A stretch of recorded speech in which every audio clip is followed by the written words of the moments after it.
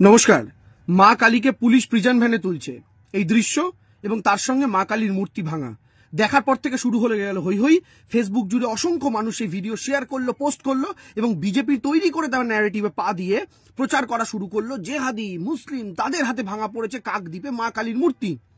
কয়েক ঘন্টার মধ্যে পুলিশ তদন্ত করলো, আর পুলিশ তদন্ত করার পর একটা মাতালকে গ্রেফতার করলো। তখন তিনি মাল খেয়েছিলেন, তখন যিনি মদ্যপ অবস্থায় ছিলেন। তার নাম কি? নাম হচ্ছে নারায়ণ হালদার। নামটা শুনে বুঝতে পারছেন শুভেন্দু অধিকারীর বলে দেওয়া সোকল জেহাদি নন, শুভেন্দু অধিকারীর দাগিয়ে দেওয়া সোকল মুসলমান ধর্মের লোক নন, হিন্দু ধর্মেরই লোক। মা কালীর যিনি পুজো করেন ধর্মমতে, তিনি মা কালীর মূর্তিটা ভেঙেছেন মদ্যপ অবস্থায়। এর আগেও নদিয়াতে সরস্বতী মূর্তি ভেঙে ধরা পড়েছিল বিজেপির পঞ্চায়েত সদস্য প্রসেনজিৎ দাস।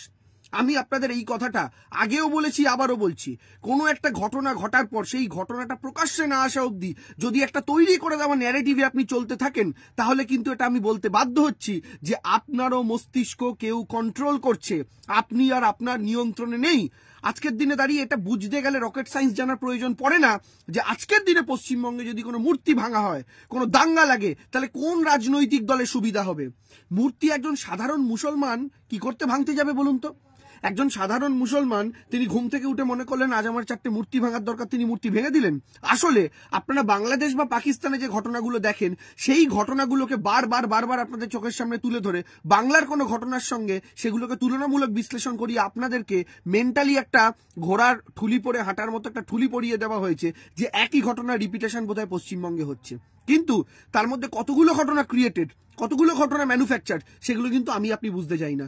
আজকে যে সমস্ত মানুষ আমার এই ভিডিওটা দেখছেন, আপনি যদি মনে করে থাকেন আপনার ব্রেন, আপনার মস্তিষ্ক এখনো কন্ট্রোলড হয়নি কারোর দ্বারা, পারচেসড হননি আপনি কারোর দ্বারা, এবং নিজের মানসিকতাকে কোনো ঘৃণার কাছে বিক্রি করে দেননি, কোনো রাজনৈতিক শক্তির কাছে বিক্রি করে দেননি, তাহলে প্রত্যেকে যারা এই নির্দিষ্ট বিষয় নিয়ে ভিডিও পোস্ট করেছিলেন তাদের প্রত্যেকের কাছে অনুরোধ, যারা এই নির্দিষ্ট বিষয় নিয়ে ফেসবুকে লিখেছিলেন তাদের প্রত্যেকের কাছে অনুরোধ, আসুন আবার আমরা প্রত্যেকে ফেসবুকে লিখি, আবার আমরা একটা করে ভিডিও করি এবং করে বলি যে এই মূর্তিটা যিনি ভেঙেছেন তার নাম নারায়ণ হালদার, কোনো অন্য কোনো সম্প্রদায়ের লোক নয়। আসলে আমরা বারংবার এরকম কাজ করতে করতে একটা নির্দিষ্ট সম্প্রদায়ের মানুষকে হীনমন্যতায় ভোগাচ্ছি দিনের পর দিন। আপনি কল্পনা করুন, আপনি একটা বাড়িতে আছেন, আপনি বয়সে ছোট, বাড়িতে যা কিছু হচ্ছে সবকিছুতে আপনার নামে দোষ পড়ছে। দিনের পর দিন এই জিনিসগুলো সহ্য করতে করতে আপনার মানসিক পরিস্থিতি কি হতে পারে?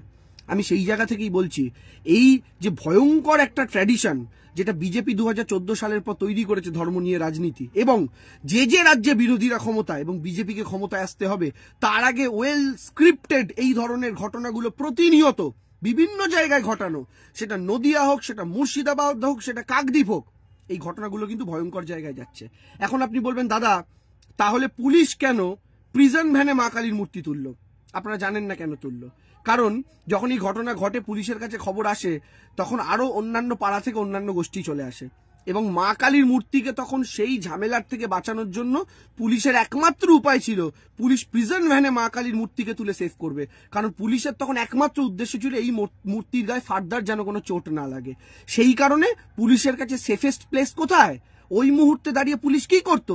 তাই পুলিশ প্রিজন ভ্যানে মা কালীকে রেখে মা কালীর মূর্তিটাকে সেভ করেছিল। যেখানে পুলিশ মা কালীর মূর্তিকে বাঁচানোর জন্য এই কাজটা করলো, সেখানে সেটা রিপ্রেজেন্টেশন কিভাবে হলো যে আসামিদের মতো মা কালীর মূর্তিকে প্রিজন ভ্যানে তোলা হলো। যে কোনো ঘটনা শুধু দুটো ছবি বা দুটো ভিডিও দেখে বা অন্য লোকের তৈরি করে দেওয়া ন্যারেটিভ নিয়ে আপনি যদি নাবেন, আপনি যদি প্রচার করেন এবং সেই প্রচারের ফাঁদে পা দেন, তাহলে আমি সরি বলতে বাধ্য হচ্ছি, ব্রিটিশদের দালালদের কাছে আপনার মাথাটা বিক্রি হয়ে গেছে। সরি স্যার, ক্ষমা করবেন।